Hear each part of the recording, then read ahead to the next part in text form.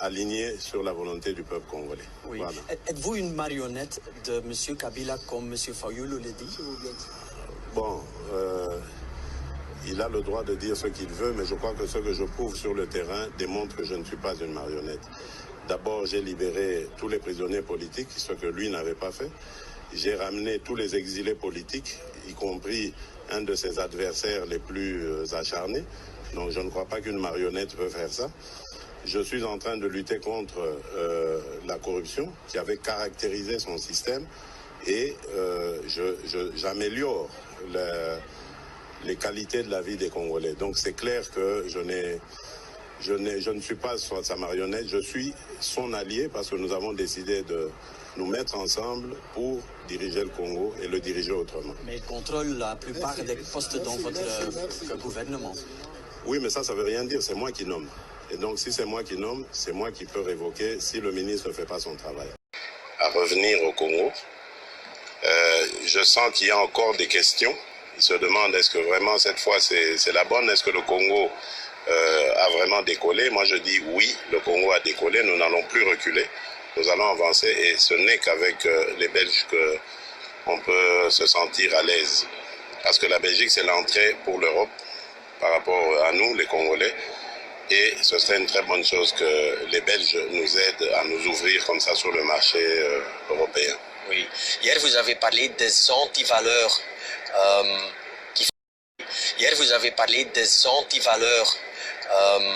qui freinent les investisseurs internationaux pour investir dans le Congo. Oui, c'est ce que j'ai dit. Oui, vous voulez faire quelque chose contre ces antivaleurs. Oui. D'abord, il faut expliquer ces antivaleurs, c'est la corruption, c'est la mauvaise gouvernance, c'est l'impunité. Il y a des gens qui font des bêtises, mais qui ne sont pas punis par la loi. Donc, je veux renforcer l'état de droit, la justice. Je veux renforcer les mécanismes de contrôle et je vais créer un office de lutte contre la corruption. C'est un service qui va avoir plusieurs branches qui seront chargées de lutter contre la corruption. Oui. Pourquoi vous pensez que vous réussirez d'éradiquer la corruption si votre prédécesseur n'ont pas réussi? Mais d'abord parce que moi j'ai cette volonté de lutter contre ça, d'abord. Ensuite, je compte sur les Congolais, j'en connais beaucoup qui veulent changer les mentalités, qui veulent changer les choses. Et puis, je crois qu'aujourd'hui, le Congo doit prendre conscience que la corruption et toutes ces antivaleurs nous ont amenés à la ruine. Et si on ne fait rien pour régler ça, le pays continuera comme ça. Donc je crois que je fais confiance aux Congolais, je crois qu'ils vont comprendre eux-mêmes que c'est important d'arrêter avec tout ça et de devenir sérieux. Oui. Et à la construction de notre pays, il y a de la place pour tous les Congolais. Et pour le marquer davantage, mes premiers signes ont été de libéraliser l'espace politique. Et donc, j'ai pris la décision de libérer tous nos compatriotes qui étaient retenus pour X ou Y raisons politiques dans les cachots de la République.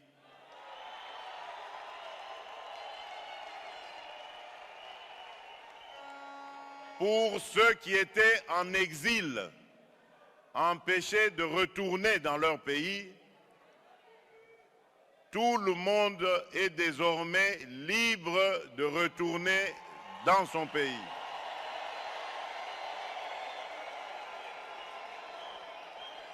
Aujourd'hui, il n'y a plus de raison désormais à prétendre craindre le pouvoir qui est en place.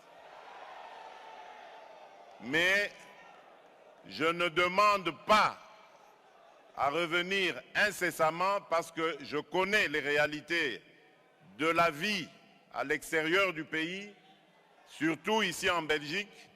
Je connais les engagements professionnels, ce que cela signifie, et je sais que la réinsertion sociale, lorsque surtout on est à la tête d'une famille nombreuse, n'est pas assez facile. Donc prenez votre temps, chers compatriotes, mais n'oubliez pas de rentrer dans votre pays.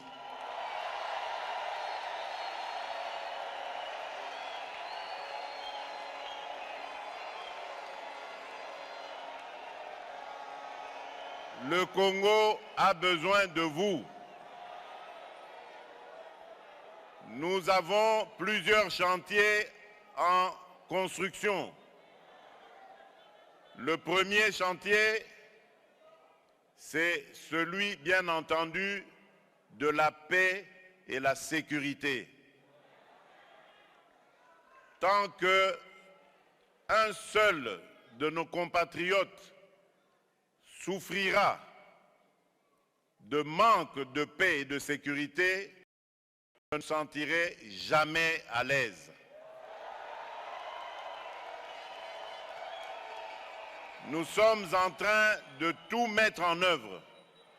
Aujourd'hui, notre armée est déployée en Ituri et dans le nord Kivu principalement, dans le but d'éradiquer complètement toutes ces poches de violence, une violence d'ailleurs inhumaine et gratuite qui est administrée injustement sur nos compatriotes vivant dans ces contrées. Je n'abandonnerai pas ce combat. Nous sommes à Anvers, l'un des plus grands centres de transaction de diamants du monde. Entre les mains de ces capitaines d'industrie belges passe plus de la moitié de diamants exploités dans tous les pays du monde. Le passage du chef de l'État congolais Félix-Antoine Tshisekedi dans ce coin de négoce marque la reprise effective de la coopération économique entre la RDC et la Belgique dans les domaines de mines. La filière diamant constitue un des domaines clés de la coopération belgo-congolaise avec plus de 26 millions de carats importés de la RDC par la Belgique pendant les 4 dernières années. Une situation qui sera sans doute améliorée grâce à ce protocole d'entente signé entre les centres congolais d'expertise, d'évaluation et de certification de substances minérales précieuses et son équivalent en Belgique, le Centre mondial de diamants d'Anvers. Ce protocole, qui s'inscrit dans une perspective de coopération gagnant-gagnant, vise dans le respect de droits en vigueur de deux pays, le développement d'une relation préférentielle et entièrement transparente. Le chef de l'État Félix-Antoine Tshisekedi lui tient fermement aux retombées de ce partenariat. Je suis conscient que les efforts de mon gouvernement à eux seuls ne suffiront pas pour l'accroissement de la production escomptée. C'est pourquoi les portes de mon pays seront largement ouvertes à ceux qui souhaitent y venir pour investir, car nous regorgeons dans notre sous-sol aussi bien le diamant industriel que celui de joaillerie.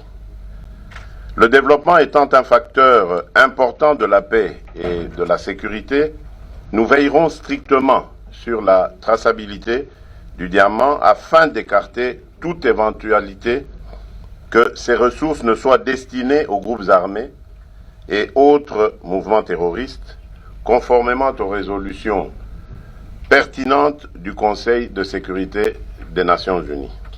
Le président de la République a rassuré à ses diamantaires anversois de sa volonté à protéger les investisseurs qui viendront et travailleront dans les normes.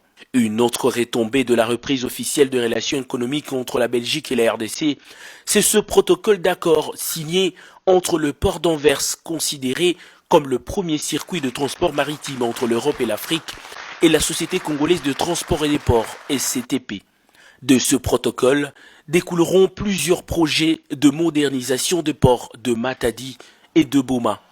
Comme un peu partout où il est passé, le chef de l'État a signé le livret d'or avant de recevoir des symboles de reconnaissance de la part de personnalités et autorités de la ville présentes. Le président de la République, Félix-Antoine Tshisekedi, a visité une grande partie du port d'Anvers au cours d'une randonnée, question de se faire une idée sur les projets liés à la modernisation des ports.